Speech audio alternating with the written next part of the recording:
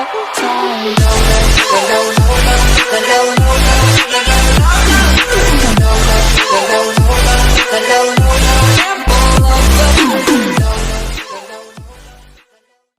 عليكم ورحمة الله وبركاته. أهلا بكم في فيديو جديد من قناة ماكسي باور.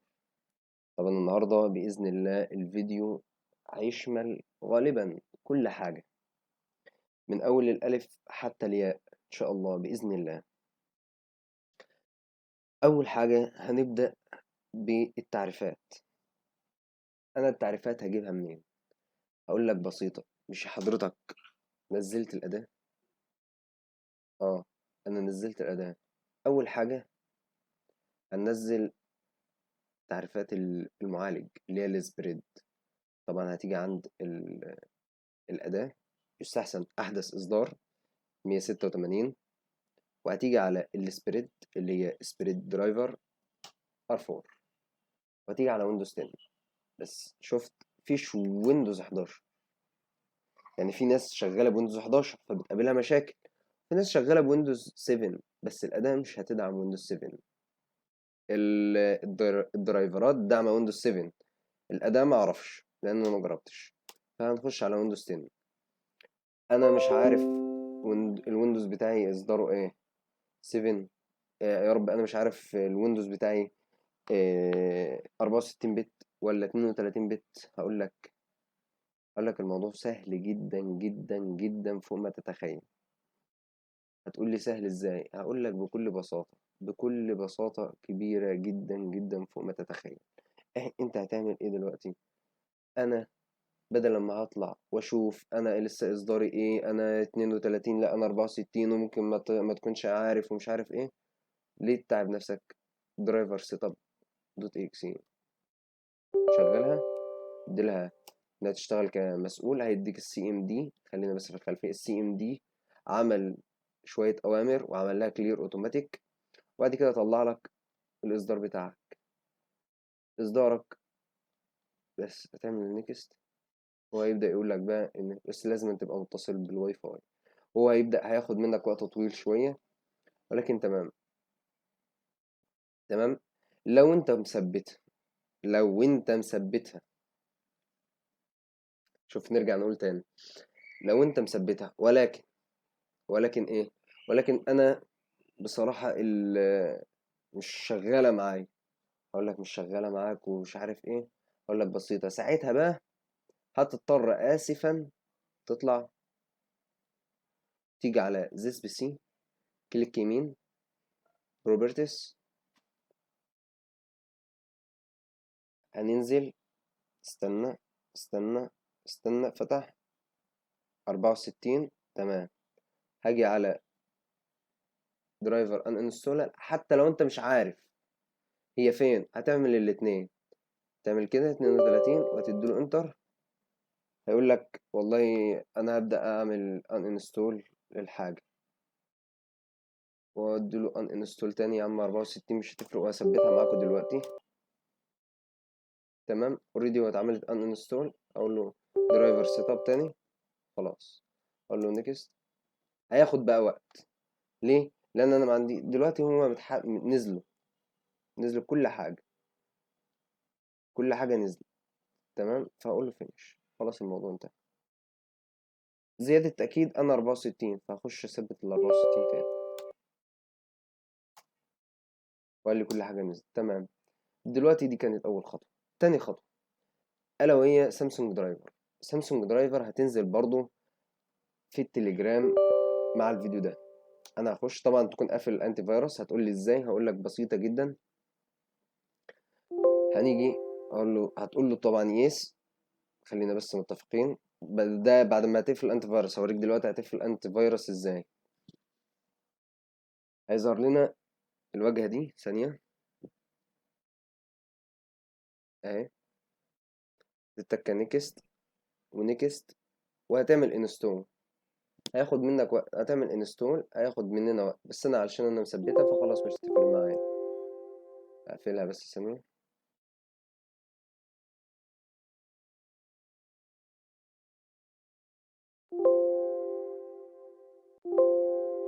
بس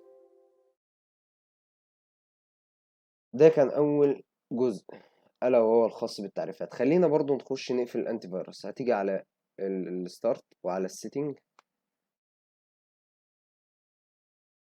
وعلى الابديت اند سكيورتي، وعند فين اقول لك بسم الله الرحمن الرحيم، ويندوز سكيورتي. معلش الدنيا مش مجمعه معايا. وهتيجي عند اول خيار اللي هو فيروس اند ثريت برودكشن، الحمايه والخصوصيه. وهتيجي على المانج سيتنج، وهتطفي دي وهتطفي دي، تطفي كله تمام وتطلع. ده كان اول جزء خاص بالتعريفات، فاصل صغير ونرجع نكمل بقية الفيديو بتاعنا. السلام عليكم ورحمة الله وبركاته. بعد الفاصل طبعا هنبدأ بقى بعد ما عرفنا ازاي هنعمل الخطوات اللي فاتت اللي هو تعريفات، وكمان غير التعريف نقفل الانتي فيروس. بعد ما هنقفل الانتي فيروس هنعرف ازاي نعمل كل حاجة نحل كل حاجة بإذن الله. أول حاجة التاب معانا اهو جوه المنظومة، جوه المنظومة. فأنا اليو اس بي بتاعتي وصلتها، التاب بدأ يشحن. على الإضاءة بس معاكم. التاب بدأ يشحن. أنا دلوقتي هعمل إيه؟ دخلت على الإصدار الحديث.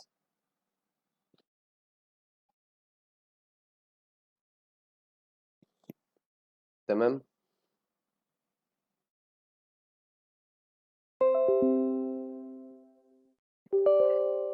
أهو اديله يس. نستنى، هنستنى،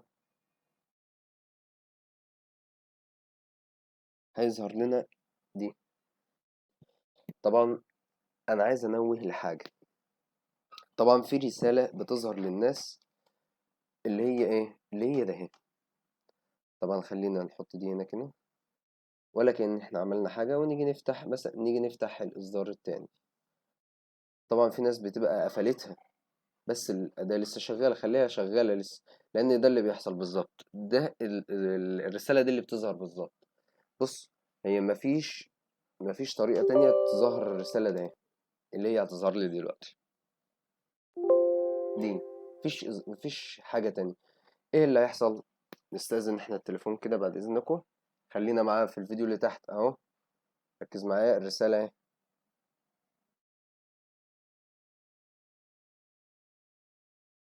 معلش التصوير زي الزفت، معلش لحظة.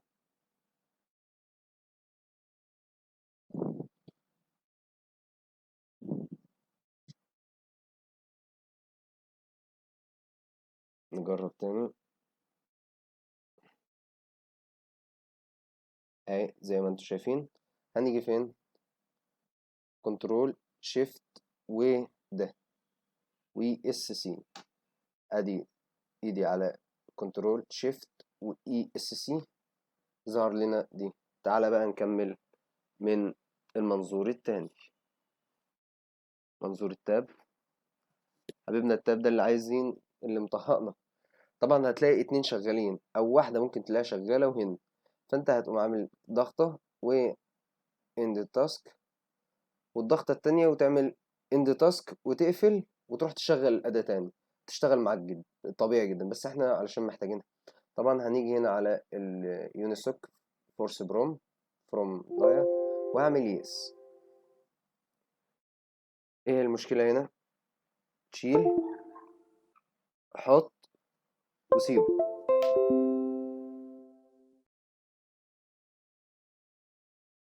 سيبه هو هيتعامل بقى مع نفسه. خلينا مركزين بس في الخطوة الجاية. هل هتظهر لنا دي؟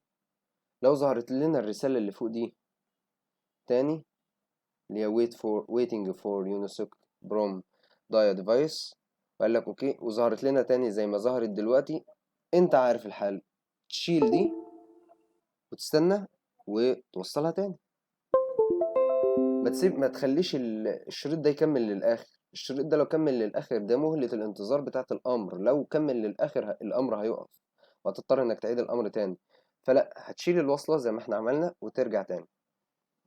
تمام. ادي الأمر بسيط جدا جدا جدا. ده هيبقى أول جزء، بس نخلص الجزئية دي. هيبقى أول جزء إدخال ووضع البيروم وحل جميع المشاكل بتاعته. ديت جميع المشاكل اللي بتقابلنا في البيروم، إن هي بتقف عند كونكت تو مودم. شوف خدت وقت قد ايه، خدت وقت طويل. وريسيتنج وريسيتنج اسمها ايه معلش، ريسيتنج تو بيروم دان. معلش، بقالي فترة كبيرة، بقالي حوالي ما يقارب الشهرين أو الثلاثة ما قرأتش إنجليزي، فالدنيا بايظة. ما علينا إن إحنا من شوية كنا بنقرأ إنجليزي، اللي هو يونيسوك فورس بروم، ده كان إنجليزي برضه، بس ما علينا. آه، لما يظهر لك الامر ده ان هو كده خلاص دخل وضع البيروم. حلينا ازاي؟ هنتعامل مع الامر ده لو ظهر لنا تاني، اللي هو ده ظهر لنا تاني اهو. هنشيل الوصلة ونركبها تاني وخلاص، اوتوماتيك الامر اتعمل. ده الجزء الخاص بادخاله وضع البيروم. طبعا مش الاداة لوحدها اللي هي 186 ديت اللي بتدخله بس، عندك ال 170 برو، وعندك معظم الادوات هي بتدخله برضو وضع البيروم، ولكن دي افضلهم واحسن. تمام. نتقابل في إخراجه من البيرو. ناخد فاصل ونرجع تاني. السلام عليكم ورحمة الله وبركاته، أهلا بكم بعد العودة من الفاصل. طبعا دلوقتي إيه اللي هيحصل؟ أنا عايز أطلعه من البيروم. هو طبعا في وضع البيروم أدي شلنا الوصلة ونحط الوصلة تاني. تمام. مفيش أي إصدارات، مفيش أي إخراج للصوت، فده تمام إن هو جوه البيروم. فأنا عايز أطلعه من البلوة اللي هو فيها دي، أنا كده حتة جهاز ميت. فاعمل اندرويد يوتيليتي اللي هو الاصدار 138. قلنا يا جماعه الاصدار 150، لو حد معاه الاصدار ده يبعتهولي بعد اذنكم، هجرب عليه حاجه. فتمام. اعمل يس. اتواصلت مع كذا واحد بس للاسف قال النت ضعيف، ان هو من القاهره والنت ضعيف عندهم بسبب رمسيس. وطبعا النت، انت هتلاقي النت دلوقتي ضعيف واحنا بنرفع الفيديو. تمام. خلينا هنا. انا هاجي على اليونيسوك فورس بروم، اختار الملف. تعال هنا بقى. الملف مش ظاهر. هتقول لي كويس ان انا بحسبك كنت هتنسى. هقول لك لا، عيب عليك، انا مش هنسى الحمد لله. هاجي هنا. انا حاطط فين الملف؟ انا حاطه هنا. هنا هو الملف. بس انا هاجي على الفيو واجي على كاستراني واقول لي، هقول لك ما هو اخره ام دي 5. هقول لك لا، بس انت هتلاقي اخره ام دي 5 كده كده. دوت ام دي 5 انتر، كنترول شيفت زائد، هتلاقيه كده ام دي 5 ام دي 5. هتقول لي اه طار ام دي 5 ام دي 5، يا اما بالطار بس يا اما بالزد اي بي. لو بالزد اي بي هتعمل كده اهو. خلينا بس نشوف. عامة هو نازل اوتوماتيك لوحده. انا هنزل لكم الملف ده اهو بالظبط. تمام. هتشيل دي كده تكه تكه.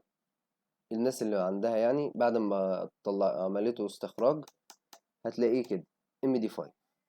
تمام. ديت المشكله اللي كانت بتواجه الناس، وباذن الله دي هتتحل ساعه ما انزل الملف ده. طبعا الملف ده اهو انا اخترته، وقبل ما اتك اوبن اشيل الوصله ووصل الوصله وايدي على الزراير واتك اوبن. استنى. ظهر شيل. قال لي سندنج باو، سندنج بايلوت. استنى بقى. بس اهو ما تشيل، ما تحطش ايدك على التاب، باذن الله مش هتظهر اي اخطاء. ولو ظهرت اخطاء عيد المراحل اللي انا قلت لك عليها دي بالظبط. عيدها واحده واحده، ما تتسرعش الفيديو علشان تفهم واحده واحده. شوف من غير اي حاجه. انا مش هلمس التاب اهو، انا ايدي اهي اهو، التاب اهو، الوصله اهي، اكيد انتوا شايفينها. فالتاب فتح معانا. ده كان الجزء الخاص بفتح التاب. طبعا حلينا الملف ده طبعا هيبقى في وسط المجلدات. طبعا هيتبعت لكم برضو كل حاجة على جروب التليجرام إن شاء الله. أشوفكم في المرحلة الجاية وأسيبكم مع متعة إن التاب بيفتح. والسلام عليكم. أهلا بكم بعد ما التاب فتح. آخر فقرة بقى ألا وهي إخراج التاب من المنظومة. طبعا دي تعتبر الفقرة الأصعب والفقرة اللي محتاجة سرعة. هتتك ستارت طبيعي جدا. أجري أجري.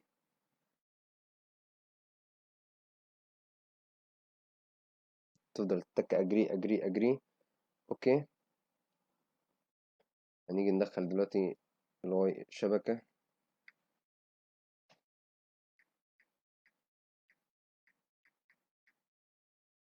في الخطوة ديت لازم تبقى سريع. كونكت وارجع ارجع ارجع ارجع ارجع بسرعة لغاية ما يتصل معاك. اتصل معاك هنيجي بقى طبعا على اللاب. هنفتح سام اف دبليو تول وهنفتحها وهنركنها محتاجينها دلوقتي. تمام. سيبها دلوقتي مركونة ثانية.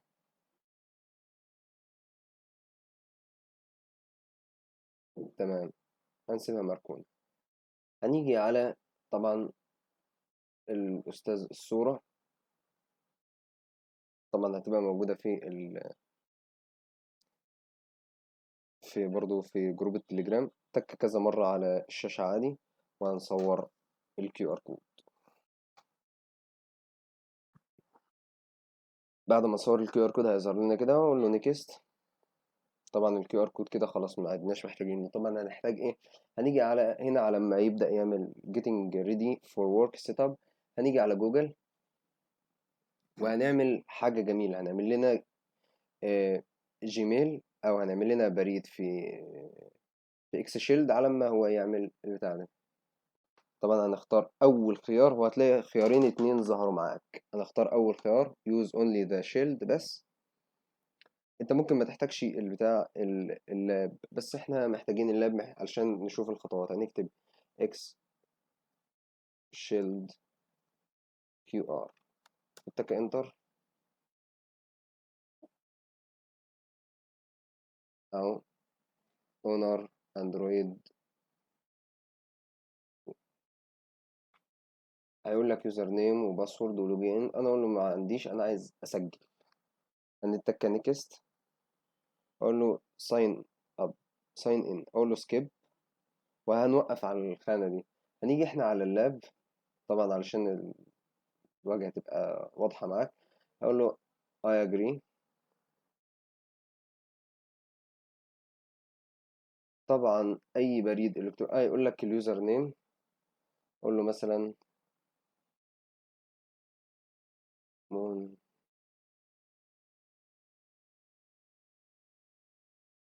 مونلي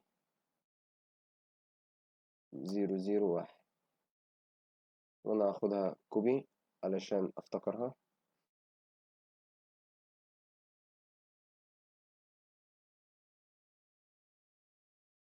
تكست. هقول له يوزر نيم. أقول له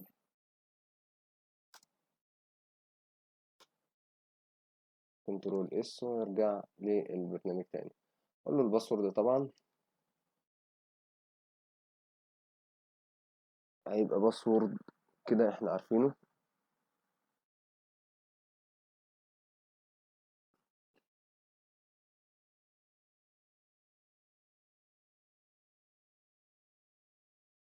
وبرضه هكتبه.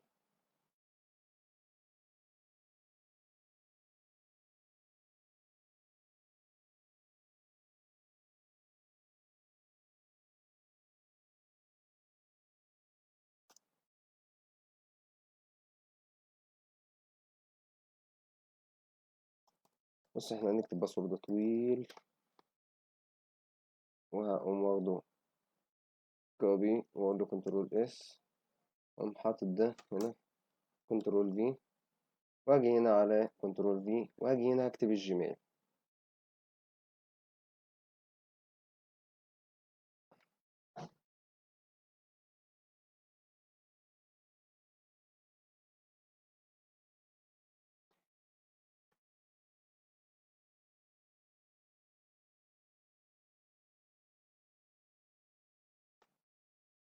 وانزل اقول له صب.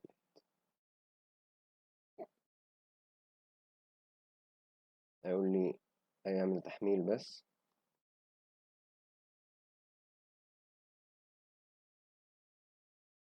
طبعا مش محتاجين الفيديو اللي تحت ده ثواني لغاية ما نخلص الباقي.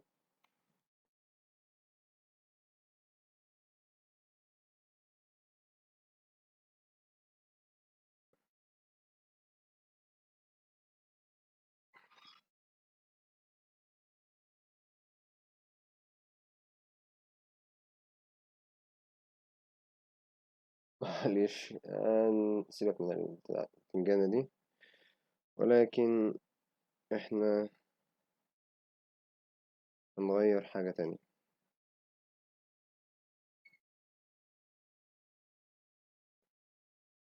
نجرب نفس الواي فاي ونشغله تاني.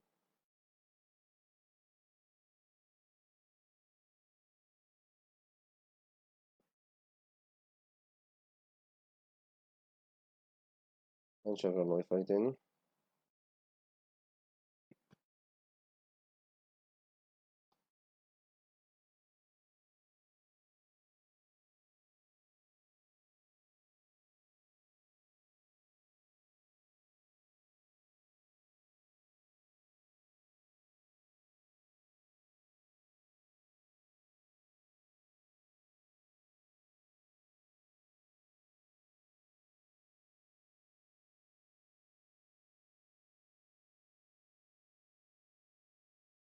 معلش كان حصل مشكلة في الواي فاي فاتحلت الحمد لله. ونرجع هنا نعمل اتصال تاني بالشبكة. بس ادي اتصل. هنعمل بقى إعادة. قول له continue. طبعا التاب واقف معانا على دي. فبعد ما كتبنا كل حاجة أقول له submit. طبعا هيقول لي الباسورد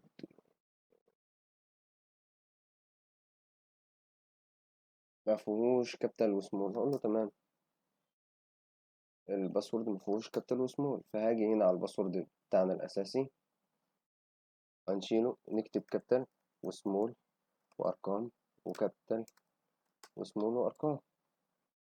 فاحنا هناخده كوبي كوبي وهاجي هنحطه بيست بيست وهرجع submit. بيقول لك ايه؟ روح اتأكد في الحساب بتاعك اللي هو الجيميل اللي احنا حاطينه، الجيميل بتاعه في هتلاقي فيه حاجة اتبعتت له. طبعا هنطلع نتأكد بس في الجيميل على الجهاز التاني.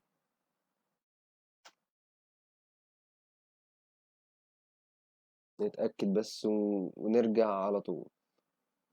تمام، بعد ما اتأكدنا من الاكتيفيشن. تمام، دلوقتي هنطلع بره لما تكتب اليوزر نيم والباسورد والحاجات من دي هيظهر لك شريط هنا كده بيقول لك ادمنستريتور ديفايس ادمنستريتور. هتتك عليه وهيكتب لك 3 خيارات تحت كده. هتتك على اكتيفيشن اللي هي على الشمال على اليمين هنا. تمام، وبعد كده هيدخلك على الواجهه دي.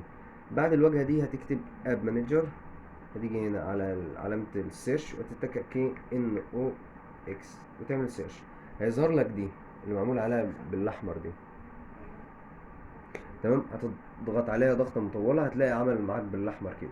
تمام، معلش ما عملتش معاك بالاحمر هتعيد الخطوات تاني من الاول لغايه اما ترجع لنفس النقطه دي تضغط عليها تاني هتدي معاك احمر. تمام كده عملت ايقاف تشغيل. وهترجع رجعه واحده وهتكتب هنا. هتلاقي لما ترجع كمان رجع هتلاقي هنا كلمه فينيش تتك عليها وتكمل الخطوات وهيظهر لك الواجهه دي كده. انت مؤقت. عايز بقى تكمل هجيب لك برضو فيديو. اسيب لك فيديو تحت ازاي تكمل بالسام وهتخلص لك الموضوع في دقيقتين 2 بس. والسلام عليكم.